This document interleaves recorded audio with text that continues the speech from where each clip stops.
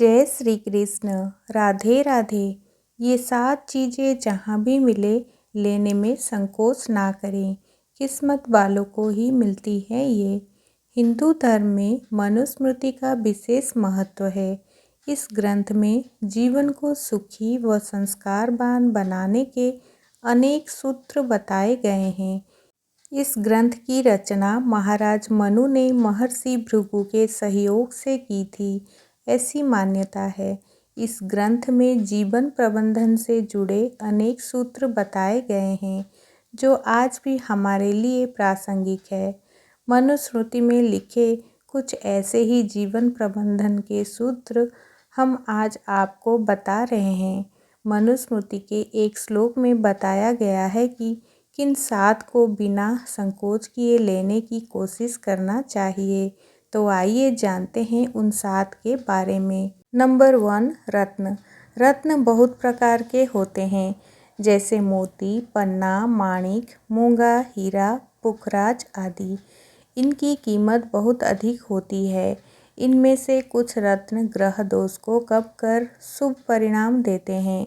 हीरा भी एक बहुमूल्य रत्न है, लेकिन यह कोयले की खान में मिलता है। उसी प्रकार मोती व मूंगा समुद्र की गहराइयों से प्राप्त होता है। देखा जाए तो कोयले की खान व समुद्र की तलहटी को साफ स्वच्छ स्थान नहीं कहा जा सकता, लेकिन फिर भी यहाँ से प्राप्त होने वाले रत्न बेशकीमती होते हैं और हम इन्हें धारण भी करते हैं। इसीलिए मनुस्मृति में कहा गया है कि रत्न किसी भी स्थान से मिले उसे लेने में संकोच नहीं करना चाहिए। नंबर 2, विद्या।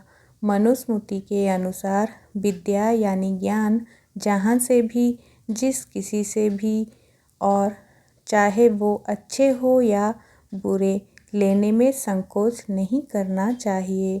ज्ञान से हम अपनी जीवन को नई दिशा दे सकते हैं। ज्ञान प्राप्त होने पर हमारे लिए कुछ भी पाना ज़्यादा कठिन नहीं रह जाता, लेकिन इसके लिए ज़रूरी है उस ज्ञान को अपने चरित्र में उतारना। ज्ञान सिर्फ सुनने तक ही सीमित नहीं है, उसे अपने आचार, विचार, व्यवहार व जीवन में उतारने पर ही हम अपने लक्ष्य को आसानी से पा सकते हैं। ज्ञान ही हमें देश दुनिया में लगातार हो रहे बदलावों के बारे में बताता है। इन बातों को जानकर भी हमारी मानसिकता भी बड़ी होती है। इसीलिए विद्या जहाँ से भी मिले उसे लेने का प्रयास करना चाहिए। नंबर 3, धर्म। धर्म एक संस्कृत शब्द है जिसका अर्थ है धारण करना। धर्म का अर्थ बहुत विशाल है, इसे कुछ शब्दों में स्पष्ट करना मुश्किल है। धर्म हमें अपना काम जिम्मेदारी से करना सिखाता है।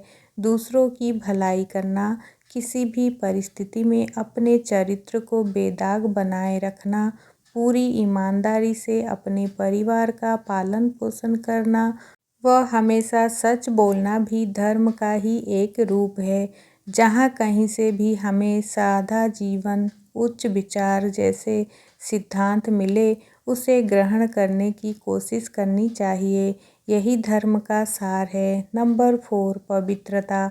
पवित्रता का संबंध सिर्फ शरीर से ही नहीं, बल्कि आचार, विचार, व्यवहार व सोच से भी है। जब तक हमारा व्यवहार व सोच पवित्र नहीं होंगे, हम जीवन में उन्नति नहीं कर सकते।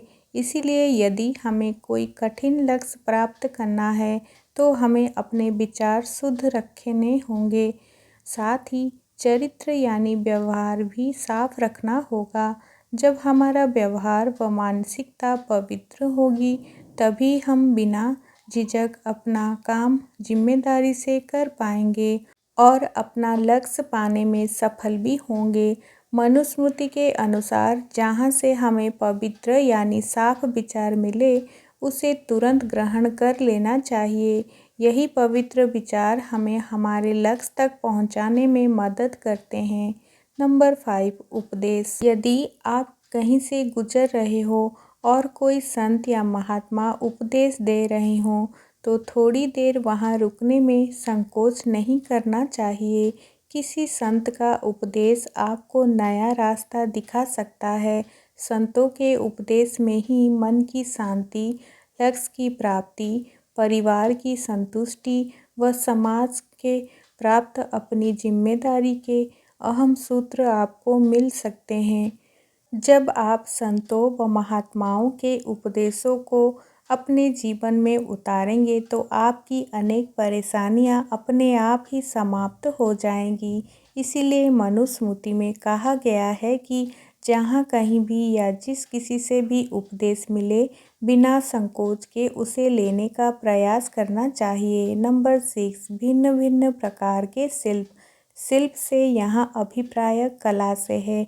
मनुस्मृति के अनुसार जहाँ कहीं से भी या जिस किसी से भी व्यक्ति से जो कला मिले उसे बिना किसी संकोच से सीखने की कोशिश करनी चाहिए। कला सीखने वाले व्यक्ति के चरित्र या स्थान के अच्छे बुरा होने पर ध्यान दिए बिना ही पूरी निष्ठा से कला सीखनी चाहिए। यही कला आगे जाकर आपके जीवन की आजीविका बन सकती है या आपको प्रसिद्धि दिला सकती है।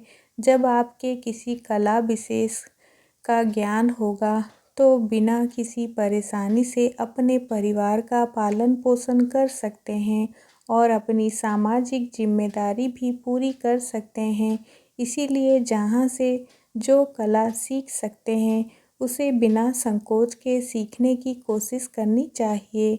नंबर 7, सुंदर स्त्री। मनुस्मृति के अनुसार सुंदर स्त्री जहाँ से भी प्राप्त हो उसे लेने का प्रयास करना चाहिए।